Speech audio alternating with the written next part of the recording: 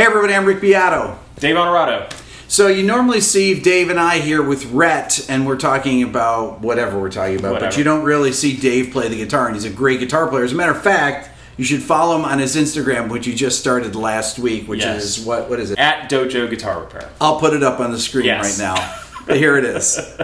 So today we're going to talk about how the blues players like Albert King, Freddie King, B.B. King, Albert Collins, T-Bone Walker. How they influenced the 60s and 70s rock guitarists. Yeah, like Page and Beck and all those guys who they listened to, Clapton, those kind of guys. So let's start out with somebody like Albert King, for example. Yeah. And talk about the types of licks, because I want to actually talk about the substance of it, what they played, and their phrasing. Yeah. I think the thing, like Albert to me, of all the three Kings, was probably the most stark as far as what he would play. He didn't use a lot of notes at all. He basically, his bands were always like, or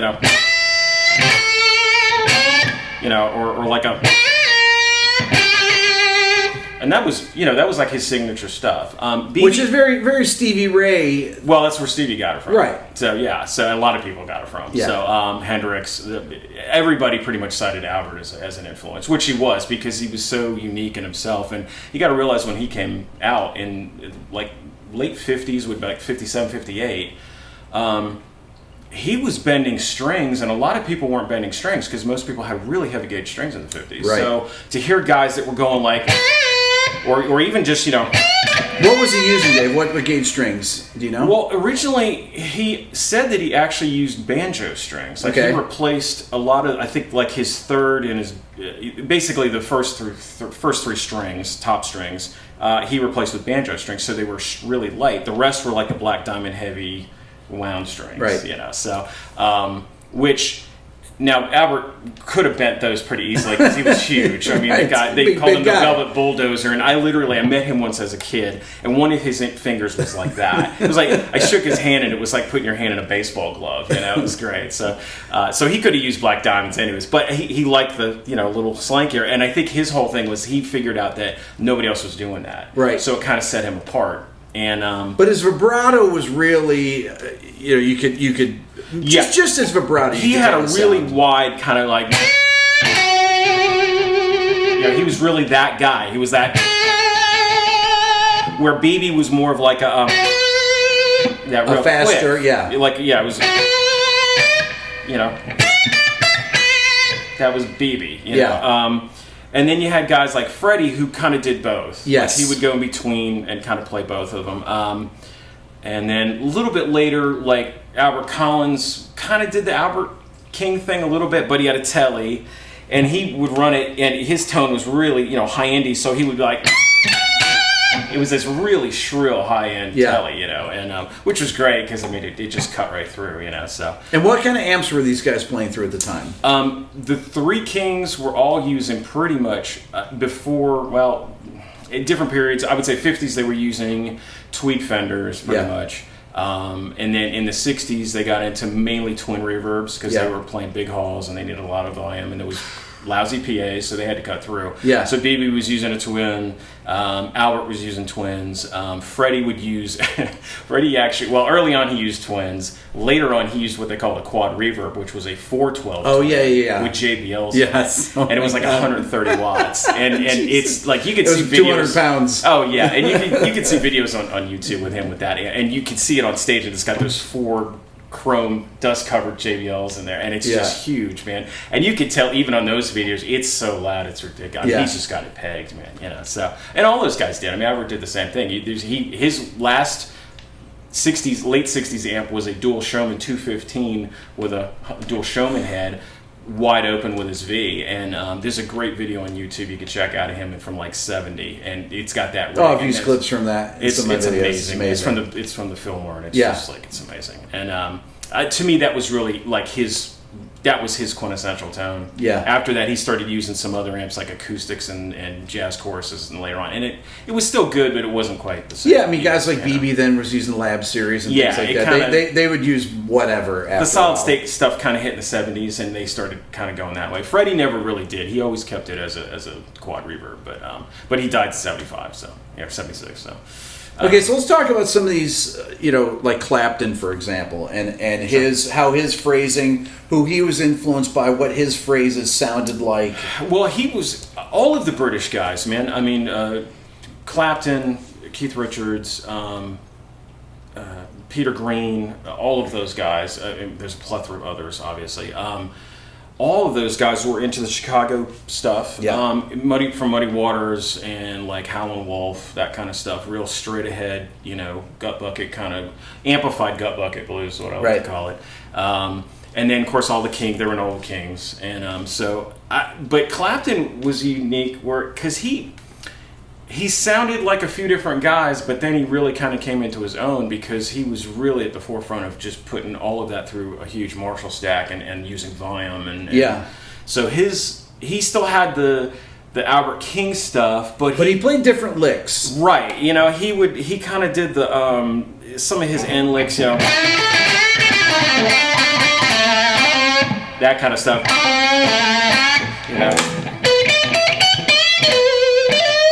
He had that kind of little stuff,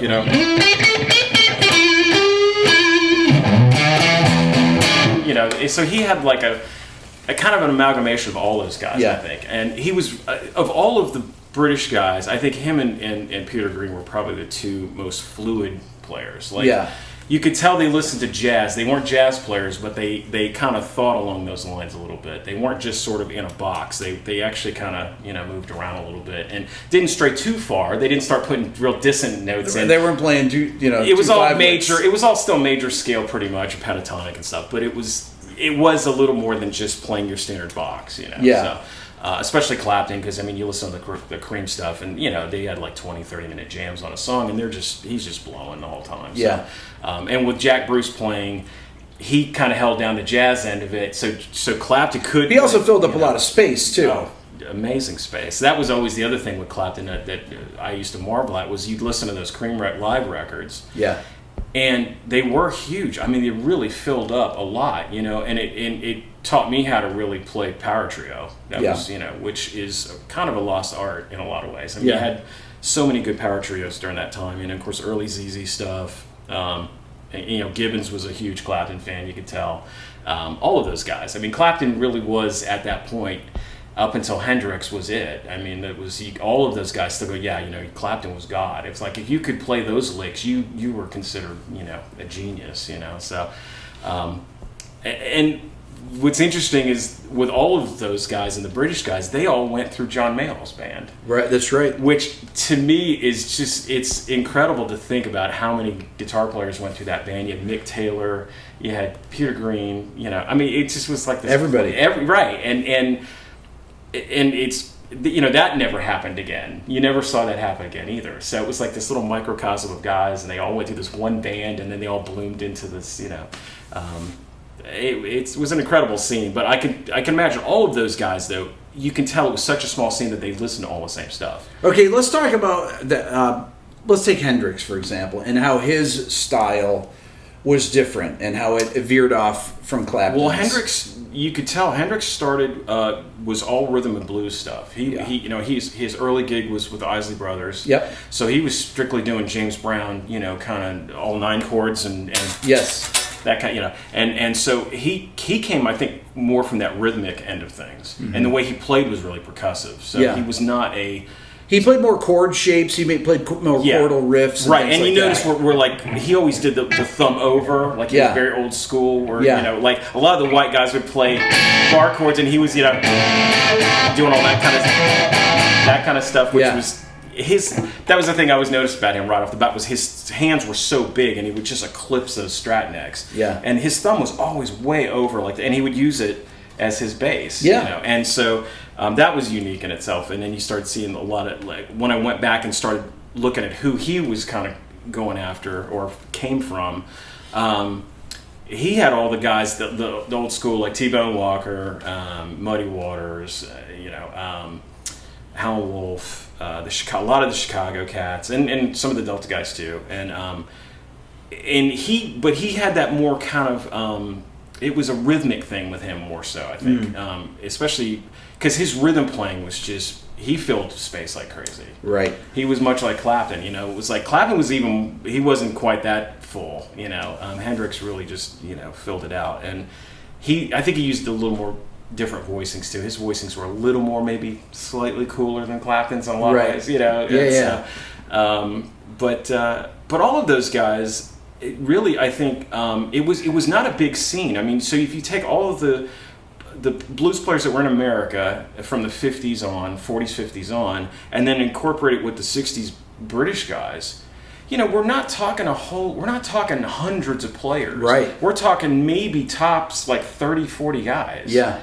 That ran the whole scene. Yeah. Which in today's standards is ridiculous. I mean, that's like, think about that. I mean, now we have, thousands of guys that are amazing, but then it was like this little tiny. Well, they were inventing it at the time. Right. And I think they all, whether they want to admit it or not, they were all listening to each other. Absolutely. And you can tell, even if they don't say it, So I think they all kind of, from like the mid-50s on, of course, all the rock guys, Chuck Berry and all those guys, Bo Diddley and all those guys, it was such a small little group, and I think that's so amazing that they literally, that small of a group, changed guitar playing permanently. Let's talk about some of your favorite players, though, from that era, and what you like about them. Play some things that Well, I mean, of course, all the guys we've talked about. Albert was really my first big influence for two reasons.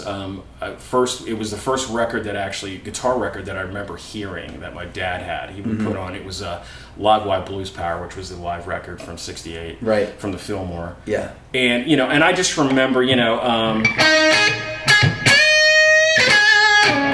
that lick alone, right, was you still get mileage out of that, Dave, right? I mean, that was the intro to Blues Power, and I just remember hearing that. It's like it's that just quintessential moment. Yeah, I mean, I know you've got at that moment, and you hear it, and you're just like transformed. You're like, okay, whatever that is, that's what I want to do, and literally, I heard that lick, and that was the first real lick that stuck in my head, and I just played that record over and over again. And I had to be like a weird little kid, because I mean, I'm talking like I was like 6, and I played Albert King records. I mean, I took that Albert King record to a show and tell at my school. That's how ridiculous. I had friends of mine that had like Bay City Rollers, right? And like and I'm coming up, and she's looking at me like, "You sure you want to play?" Put it on, play for like a minute. So I thought it was the greatest thing ever. But it really was. Yeah. So that record was huge on me. And Albert, the thing I loved about Albert was he really would, his note choice and his phrasing always, even though he didn't have a lot of them, he always knew where to put them. He also knew when to shut up.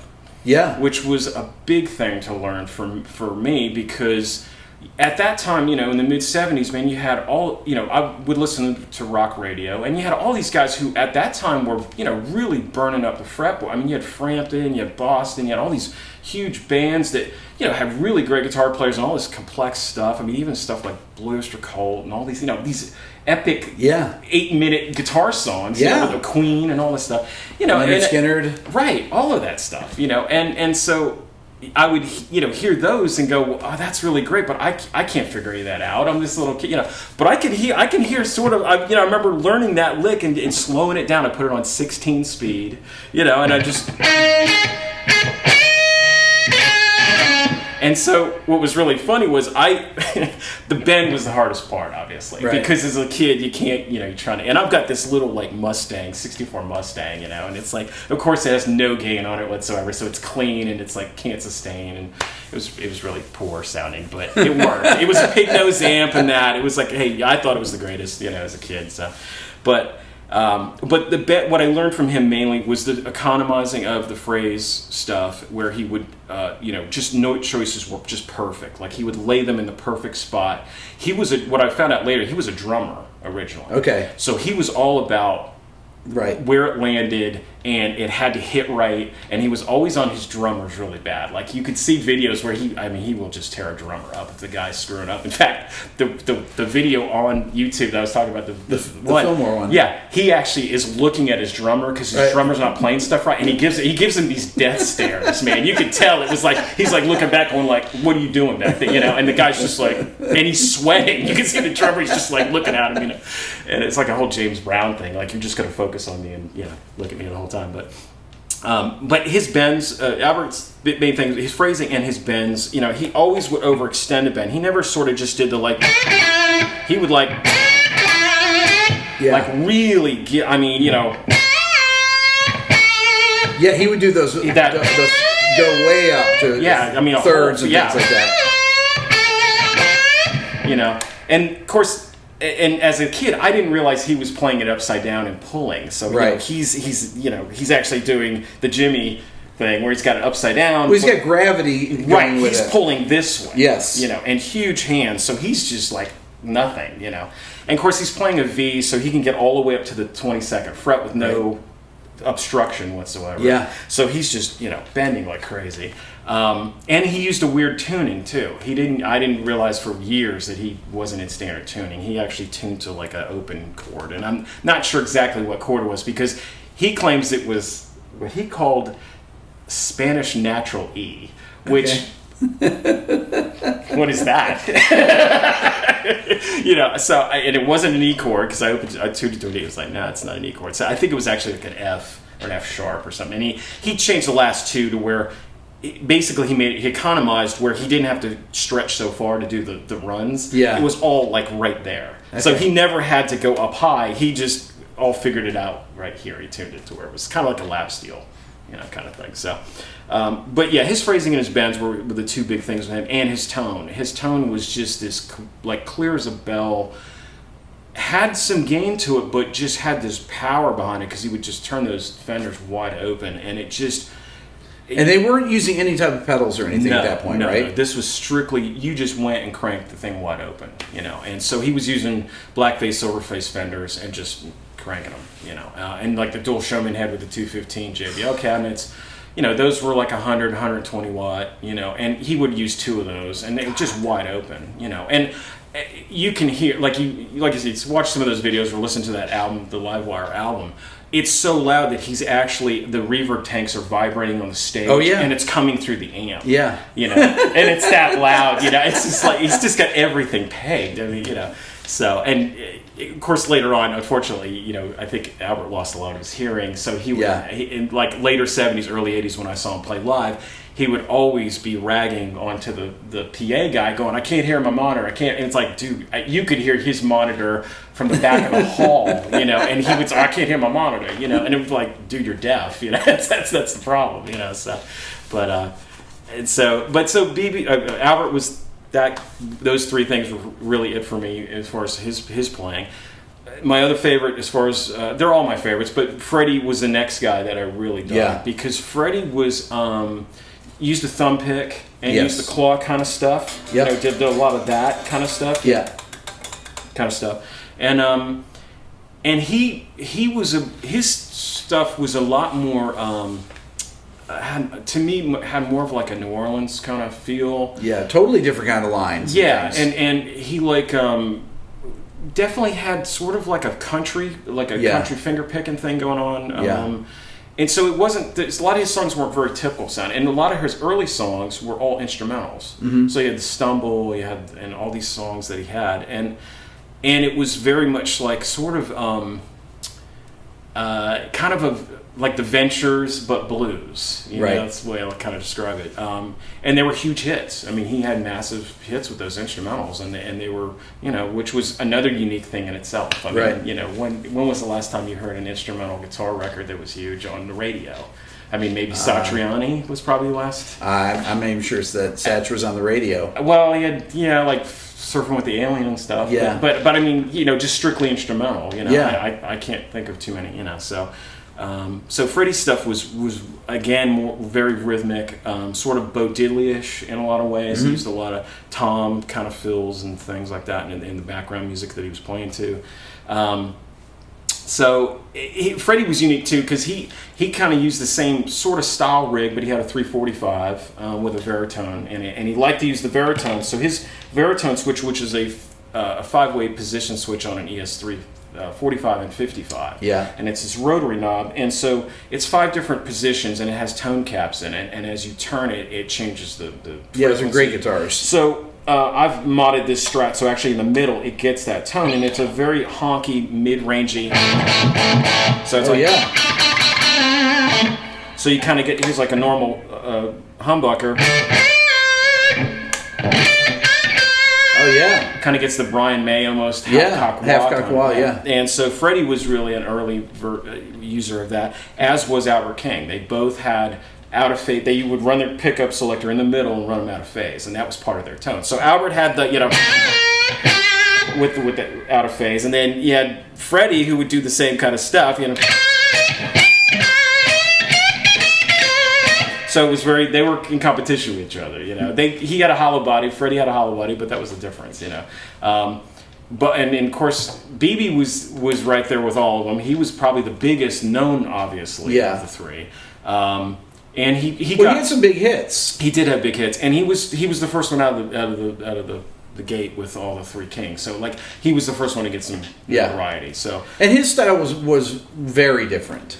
Yeah, well, and to me, B.B. was he was very a lot of economy in his playing. Yeah, but he had his vibrato was so it wasn't the wide it was like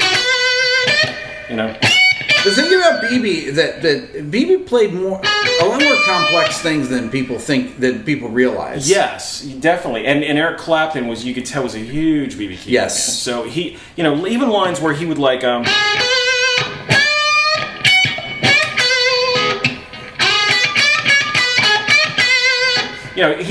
he would take 5 notes and play a half a song with that. Yeah. Just that phrase. Just keep alone. Developing those ideas, right. though. It was great. And of course he always did the little. Yeah. The little end. He put little end cap things on stuff that he would play, which was cool. Which were like total horn stabs, basically. Yeah. So B.B. had his thing, and all of these guys. The best thing about all 3 guys, the Kings, they were all killer singers. Yeah, absolutely. So it wasn't like, one guy was he was better on guitar than the other. They were all great guitar players, all killer singers.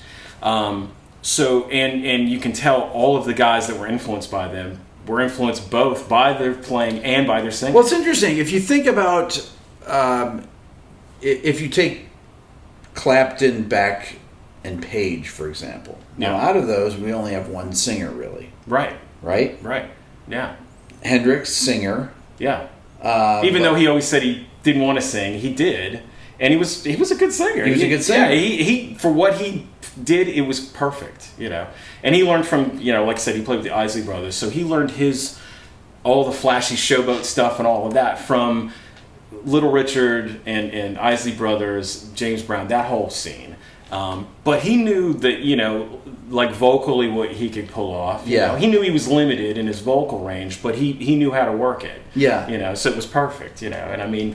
and a lot of people now, younger guys, players I talk to, they think Hendrix was a killer singer. Right. Like, man, I wish I could sing like Hendrix. And at the time, I remember in the 70s, a lot of guys were like, he was a great player, but, his singer was kind of whatever, And I always liked the singing, but for a long time, people thought, well, he was not the greatest singer. I loved Hendrix's singing. And I did too. I always thought it was cool, But I knew older guys that were like, oh, that guy can't sing, He's a great player.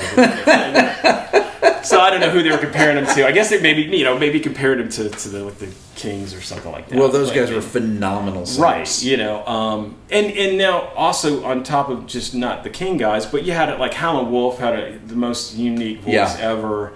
So there was tons of guys that were trying to cop Howlin' Wolf.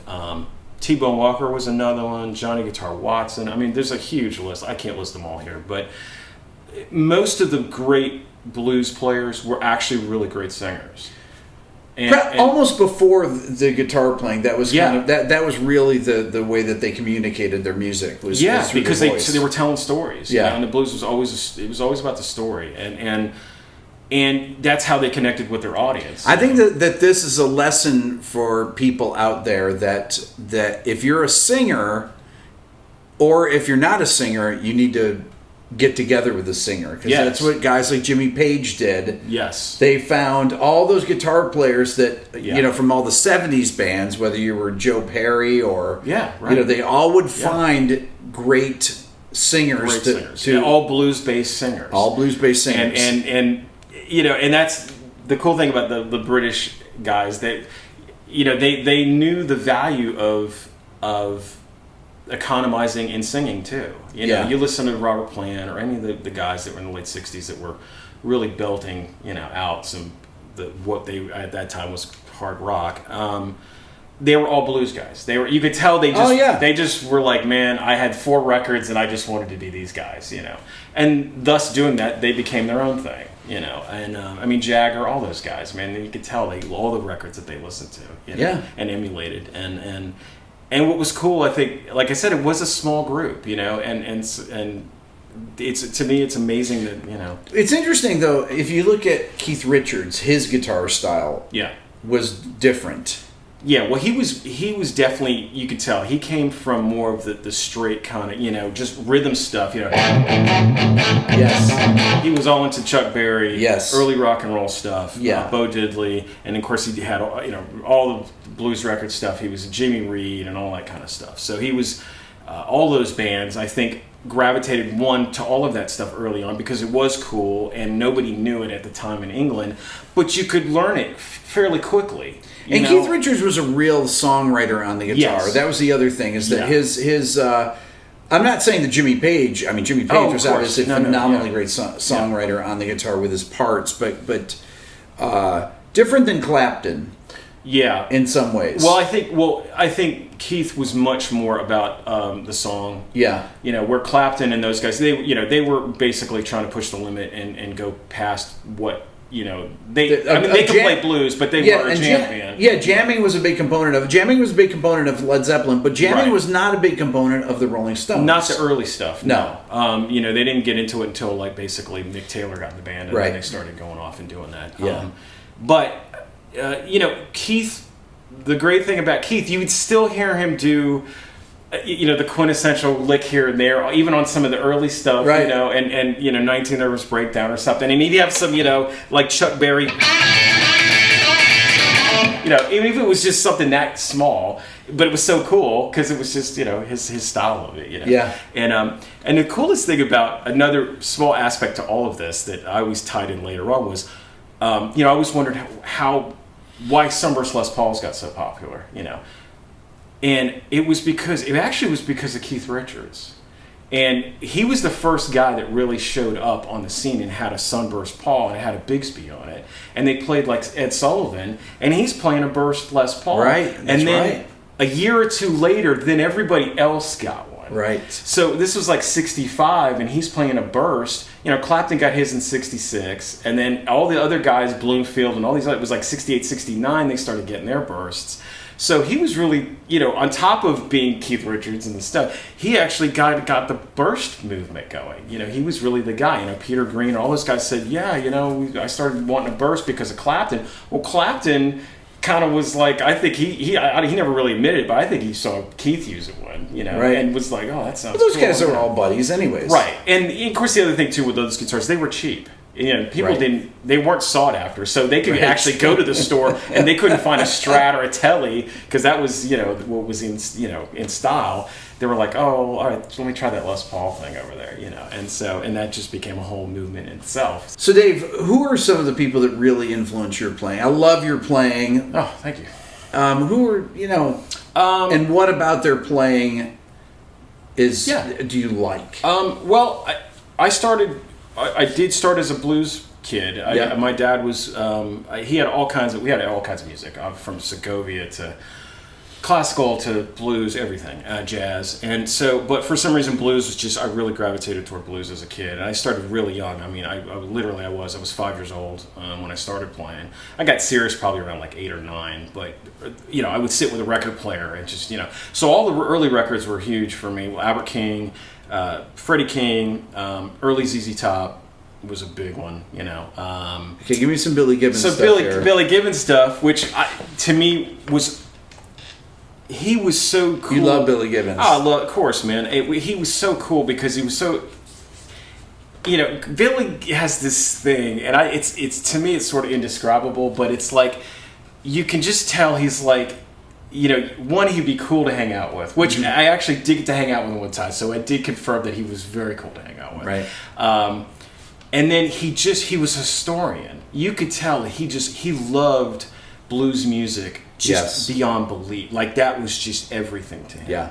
And I respected that so much as a kid because I loved blues so much. So I was like, man, I could tell this guy just really likes blues stuff, And he was such an oddball, like he was the whole Texas thing. Nobody was, Freddie King was from Texas, and you had Clarence Gatemouth Brown. There was a few guys, Freddie King, Albert Collins, but he, Well, you just named like 10 people, Dave. Well, I know. Well, no, that was basically it, if you really want. But Billy was like the white guy, He was like the one white guy that didn't have the Ethel Merman vibrato of, he had actually come in and he would,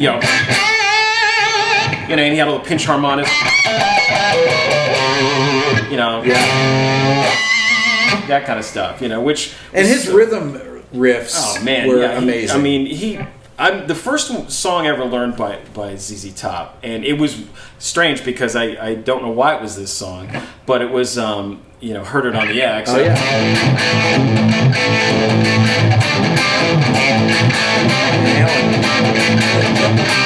Exactly. Which is why I love Van Halen. That was totally Van Halen. Totally. So, sorry, Eddie. Yeah. Yeah. Well, he knows. He loves Gibbons. But Billy, he was another huge one for me. And the record that I really heard a lot was the second record called Rio Grande Mud, which was one before Tres Hombres, which was like the big... Which had Touch On and everything. Right. Yeah. And Heard on the X. Her Next and a lot of big ones. And...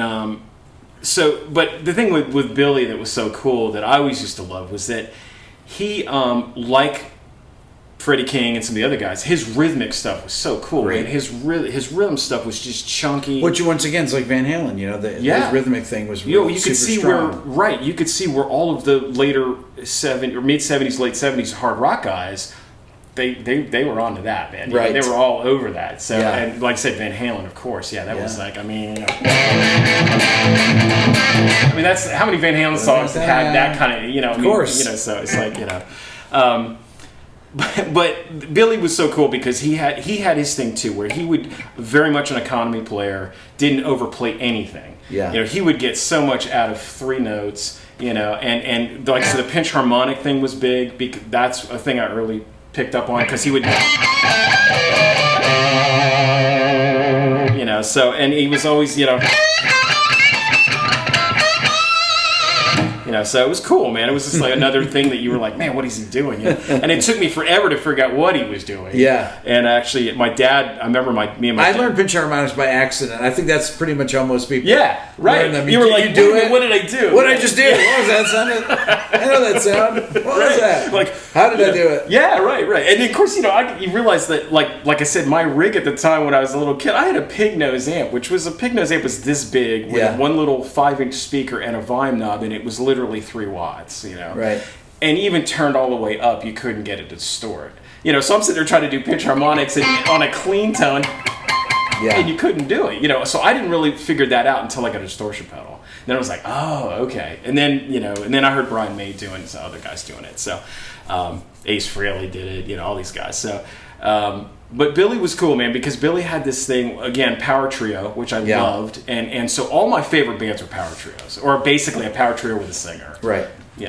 And so to me, I honed in on those guys because I realized that, I don't know why early on, I just realized, well, if it's like, you've got to fill in space, and I know you like to play with just bass and drums. I really do because I think it makes you a better guitar player. Yeah. Because you have to play. You can't rest. You can't the other guy will play that part and I don't have to. No, you're it. It.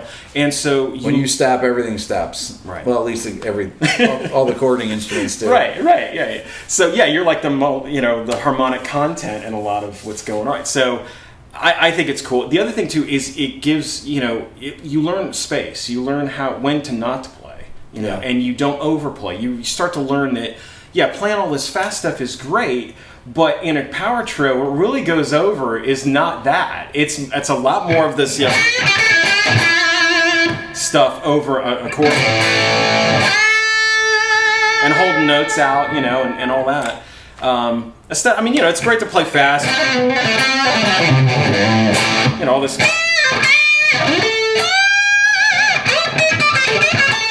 I mean, you know, you play that kind of stuff, but one or two notes does a lot more. So what I love about your playing, Dave, is all the different bends you do. You bend with all your fingers. Yeah. You use your index finger, you use your middle finger, everything. Yeah, and it's weird because it's I'm not sure why I learned that way. I just did, and I think, and it was I got to say, Albert King, Freddie King, those guys, Hendrix. Man, I just really Leslie West was another one. I can't forget Leslie West. Let's play a little bit, Dave. Yeah, well, okay. Like Leslie, obviously, you know, you had.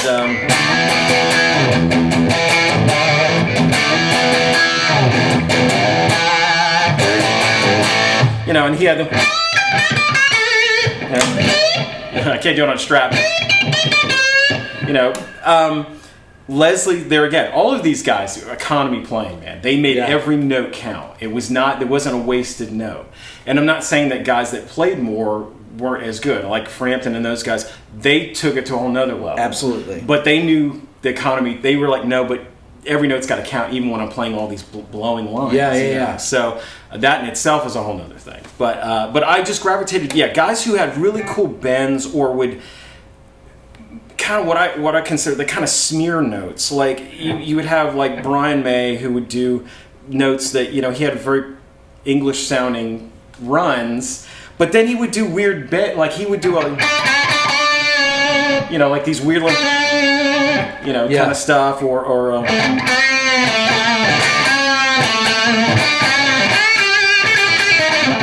you know, he would you're playing through the distortion pedal here. You should talk about that. One really killer pedal, and I've been meaning to do this for a while. It's called a Supra Boost by Metropolis. I'll tell you what, we're going to do this. Yeah, go ahead. Okay, so you can see it. Hold on. Yeah. Supra Boost by Metropolis Amps. George Metropolis, amazing amp maker, and he came out with this boost pedal. This is the first time I'm hearing it, actually. And this is a really killer pedal that I've been just falling in love with. He sent me one about a month ago, and I've just been playing all kinds of gigs with it. And the cool thing about it, it's not a standard overdrive pedal. It actually is a voltage pedal. So it actually sends voltage to the front of your amp, like it becomes sort of like part of your preamp in your amp, which is the kind of distortion I like. Right. The fuzz and all that stuff's fine, but live, to me, they get too squirrely. They get a little too much. Studio, it's fine. But this kind of thing for me, like live, it's not like a tube screamer. To me, this just acts like, okay, your amp, you're like the tubes are starting to crap out on your amp, and it's starting to really sound good. Right. That's what this pedal sounds like to me. It's not like a heavy gain pedal. It just pushes it just enough to where it sounds like natural, like the power tubes are really starting to sag, you know, and compress. Bad Cat Club 40R head. Really great amp. I'm really digging it. I actually want to do more of a demo with it, so we can kind of really. You guys have heard me play it in other videos, and it's a great sounding. Yeah, great sounding. Really like it. Real natural sounding, and so yeah. Okay, so you know what to do. Subscribe here to my Everything Music YouTube channel. If you're interested in the Beato book, go to my website. Follow me on Instagram at RickBeato1, and follow Dave on Instagram once again. Yes, Dojo Guitar Repair. At Dojo Guitar Repair. Yes. Thank you so much for watching. Thanks, guys.